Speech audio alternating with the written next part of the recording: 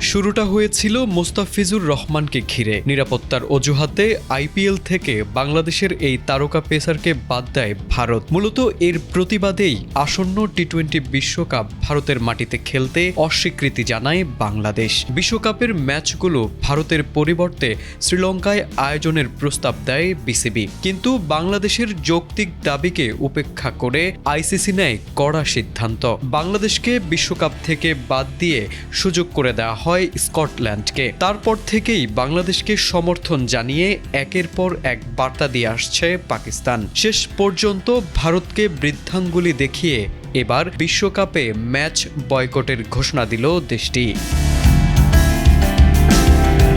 আসন্ন টি-20 বিশ্বকাপে অংশ নিতে পাকিস্তান সরকারের চূড়ান্ত সিদ্ধান্তের অপেক্ষায় ছিল দেশটির ক্রিকেট বোর্ড। অবশেষে সবুজ সংকেত মিলেছে। পাকিস্তান বিশ্বকাপে খেলবে, তবে গ্রুপ পর্বে ভারতের বিপক্ষে ম্যাচে মাঠে নামবে না, এমন কড়া অবস্থান নিয়েছে শাহিন আফ্রিদির দল।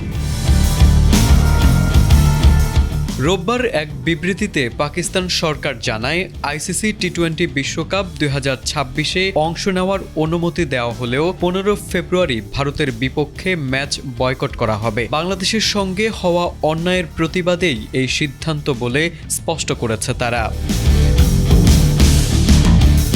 এর আগে গত 26 জানুয়ারি প্রধানমন্ত্রী শেহবাজ শরীফের সঙ্গে পিসিবি প্রধান মহসিন নাকভির বৈঠকেই এই দিক নির্দেশনা দেওয়া হয়। যদিও তখন বিষয়টি আনুষ্ঠানিক ছিল না, এবার সেটাই বাস্তব রূপ নিল। তারেক আজিজ, এটিএন বাংলা।